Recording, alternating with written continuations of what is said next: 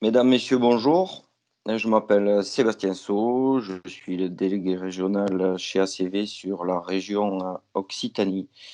Tout d'abord, merci de votre présence à ce nouveau webinaire. Nous les avons commencé en début de semaine avec des solutions présentées hier avant-hier par Jean-Paul et Frédéric autour du concept inox Tank in Tank que vous connaissez probablement avec les préparateurs, les producteurs inox, ECS et chaudière double service avec le Heatmaster TC, double service à condensation. Je vous propose de vous parler aujourd'hui de récupération de chaleur sur eau grise, qui s'inscrit donc dans l'ensemble de notre panel produit lié essentiellement à l'eau chaude sanitaire.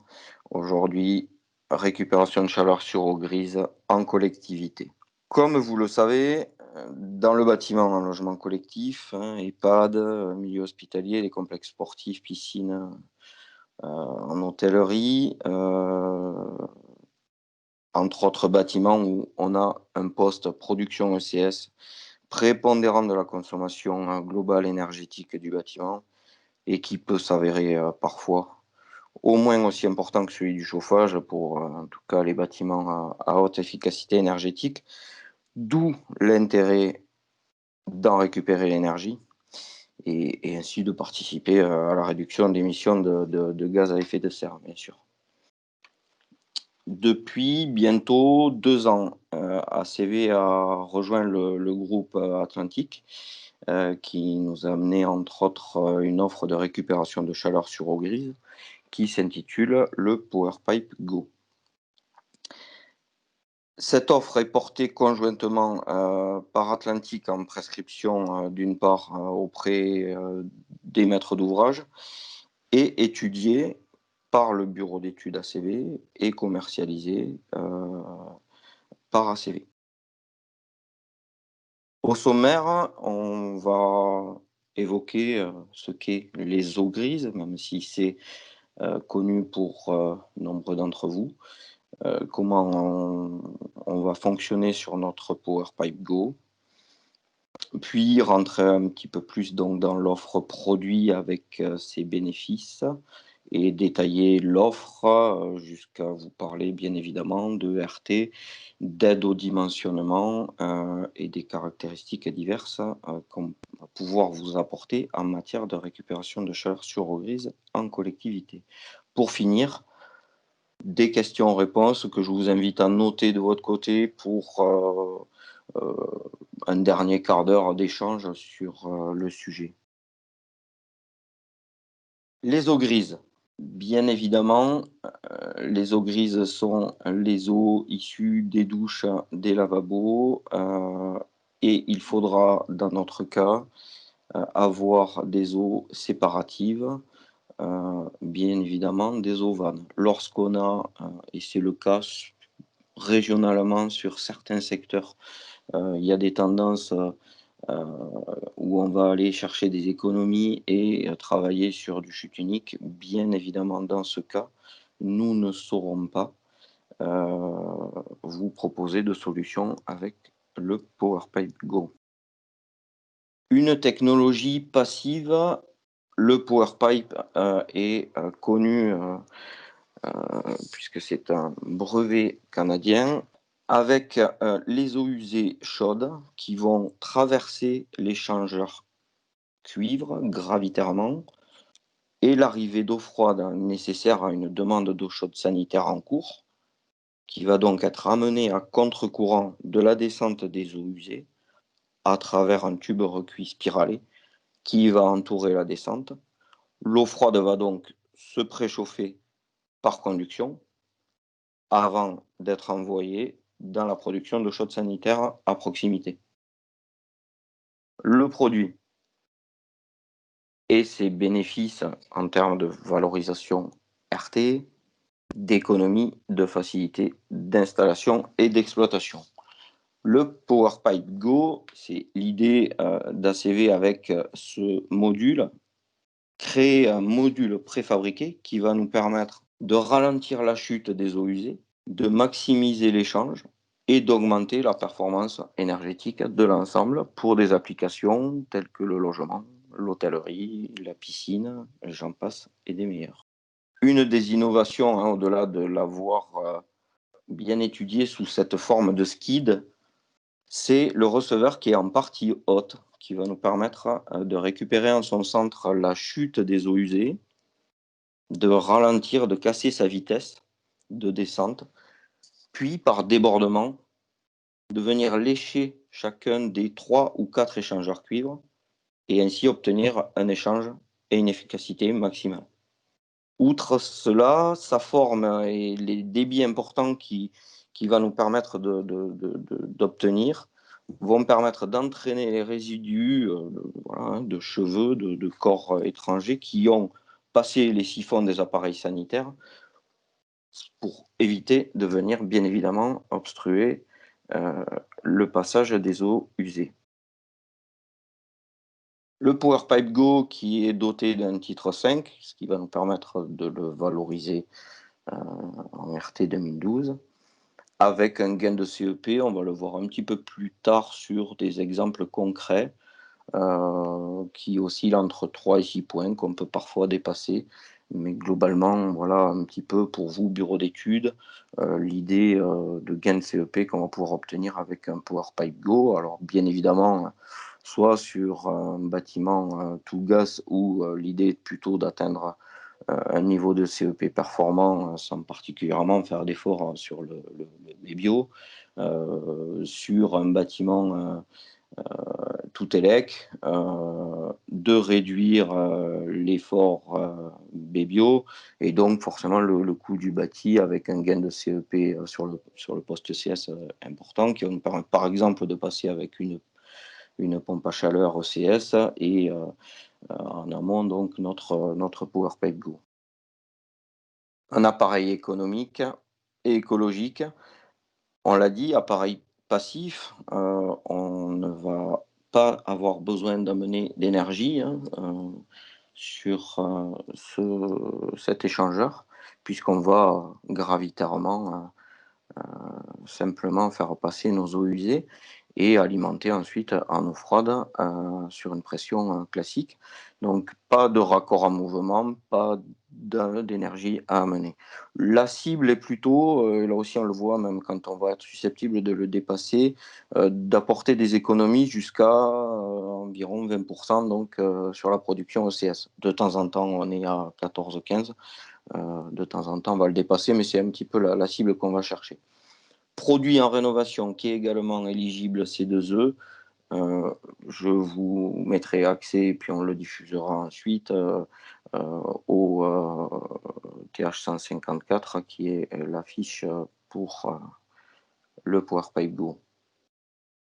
En termes d'installation, une mise en place, très simple, il est livré, comme vous le voyez, en module préfabriqué sur une palette, donc on peut le transporter par un transpalette. Il peut éventuellement par des anneaux de levage également être transporté comme ça.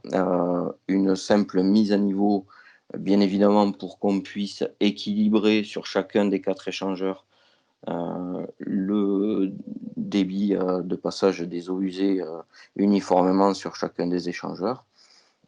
Et côté raccordement, 2 raccords PVC en haut et en bas, 2 raccords en 50-60 sur l'eau froide et l'eau préchauffée qui reviendra sur la production.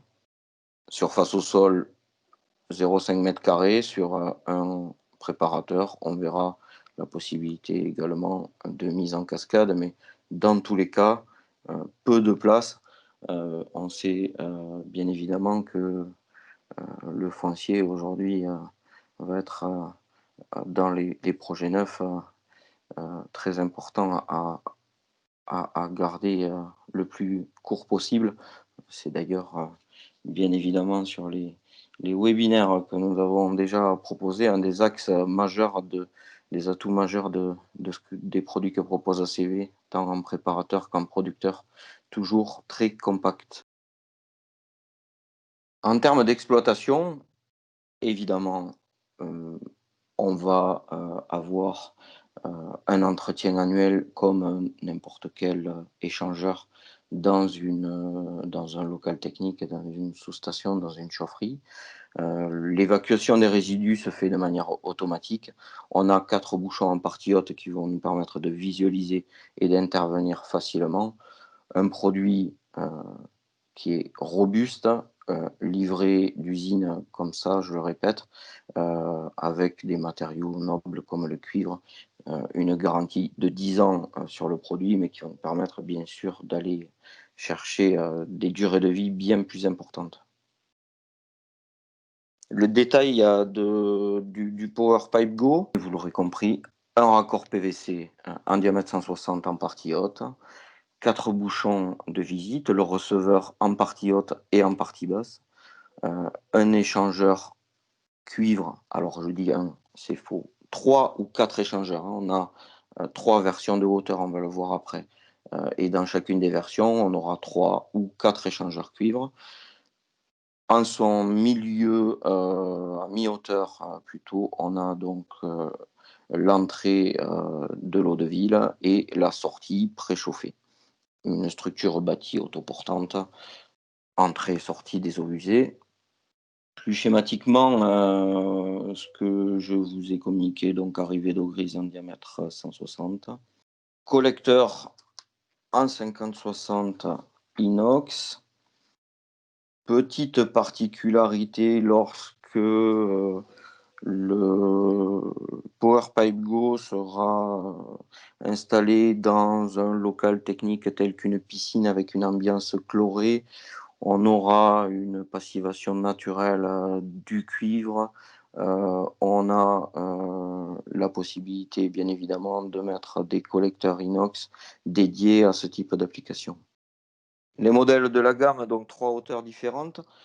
Le plus petit 1,85 m, le R448 qui fait 2,16 m et le plus grand plutôt dédié à des grands locaux techniques tels que justement piscine, avec beaucoup de hauteur disponible, avec 2,77 m. Ce qui veut dire qu'il va nous falloir une hauteur du local technique à environ 3,10 m.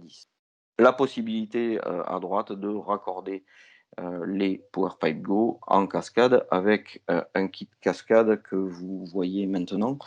Un T de raccordement en diamètre 160, T pieds de biche, les tubes de raccordement, les coudes et les manchons EPDM, pour, venir donc positionner en cascade sur des gros programmes logements ou bien, hôteliers.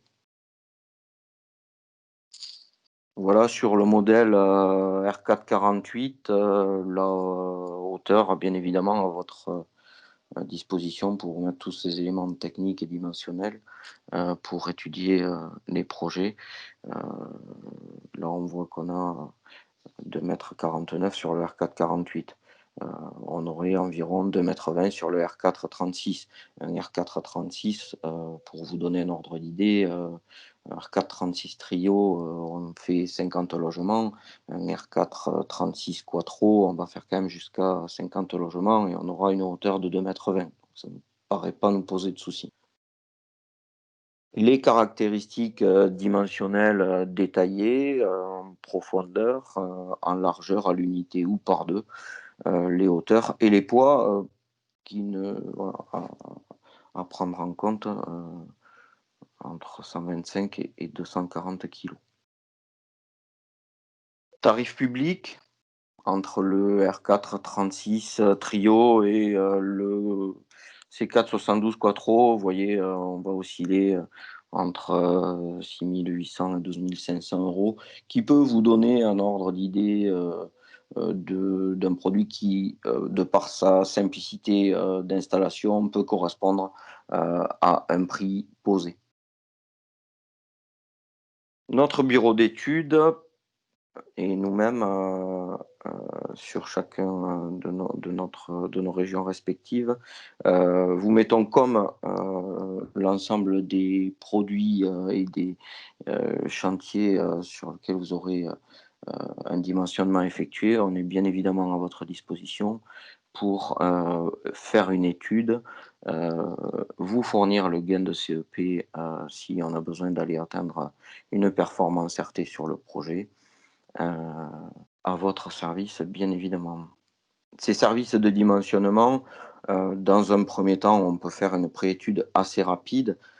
Pour aller chercher un gain de CEP, on va vous demander de compléter, les fiches, disponibles sur notre site internet, ou bien, qu'on va vous mettre à disposition. Alors 3 thèmes: le logement collectif, l'hôtellerie, le centre sportif.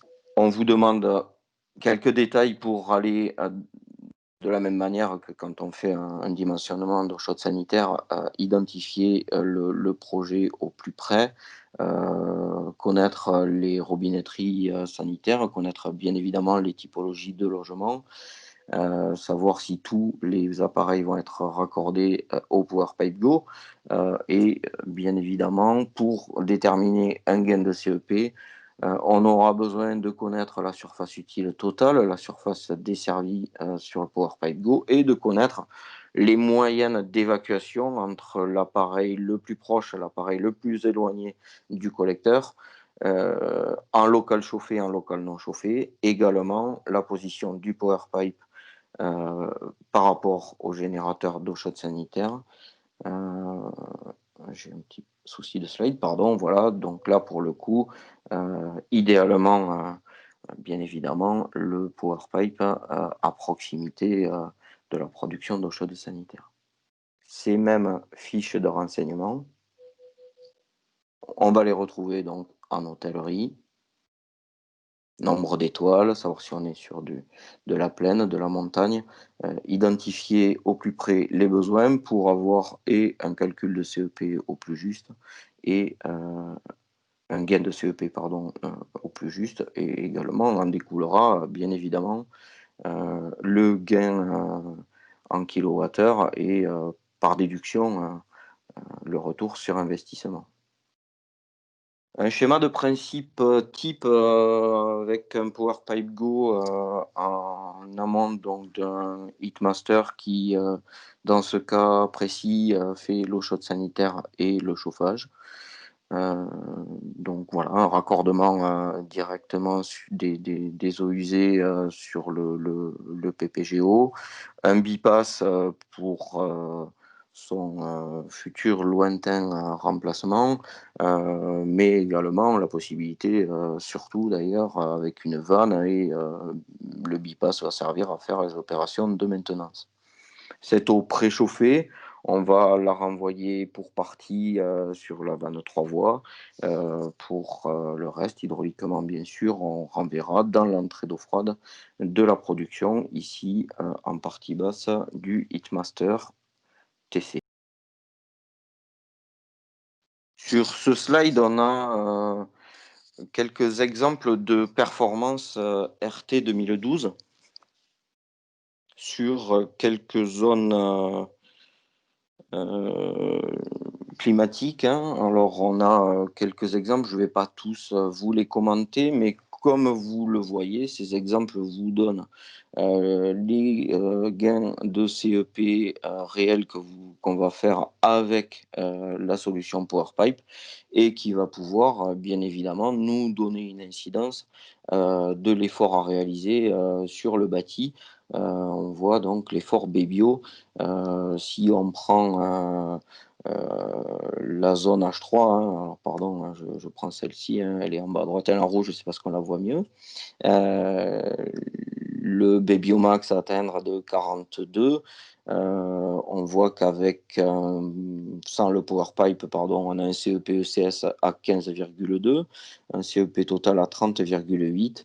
Avec le PowerPipe Go, on va, gagner, 4,2 points, et baisser notre CEP, à 11,9, ce qui aura, heu, par, déduction, une incidence, réduite sur l'effort, BBO à -19.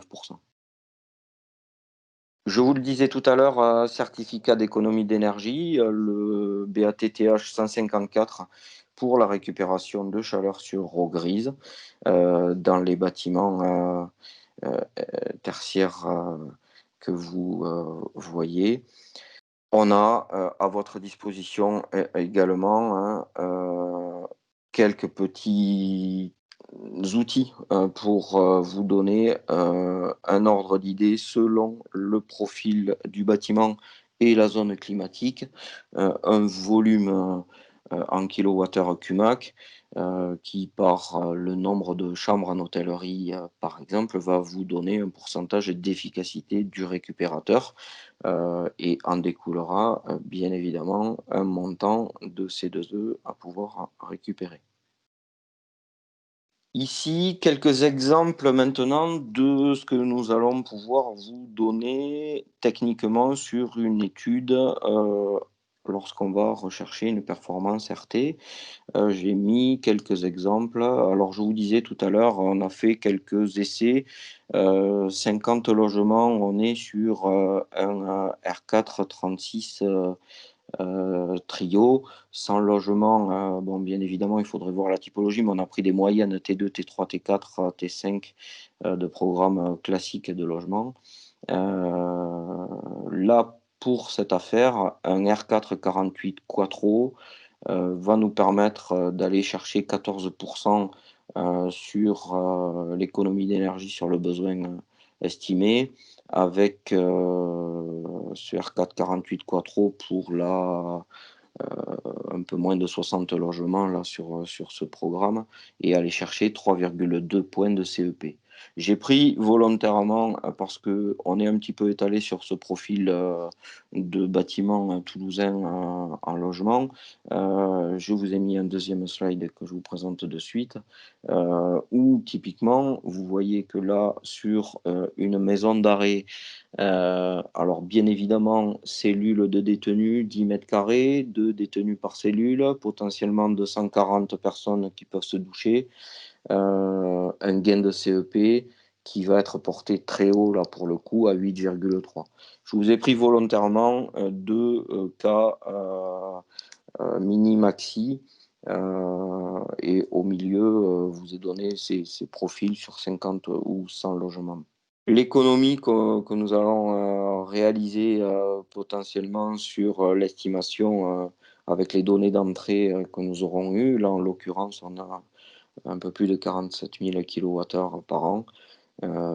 Si on devait, ensuite, faire, un retour, sur l'investissement, bien évidemment, en fonction de l'énergie choisie, vous avez un calcul assez rapide, possible. Le guide de saisie RT, 2012, là, Perenou, pour le PowerPipe Go, bon, c'est mis à jour, régulière, vous savez, heu et avez l'habitude de gérer ça. On va vous donner un gain de CEP, si dans la mesure où vous nous aurez donné, toutes les informations, nécessaires à son calcul dont on a parlé, il y a quelques minutes. Donc ça, c'est comme le disait Steve tout à l'heure, hein, des éléments qu'on va vous faire passer, bien évidemment. Alors là, je reste là-dessus, dans le cas de performance RT 2012, c'est pour ça que je fais un zoom sur la pompe de relevage. Bien évidemment, on ne mettra pas de pompe de relevage sur des projets RT. Heu, Sauf si cette pompe de relevage devait être déjà en place pour relever des eaux de parking, par exemple, ou autre sujet de relevage. Mais la pompe de relevage, si elle est dédiée au PowerPipe Go, on inhiberait évidemment ce gain de CEP en tout ou partie.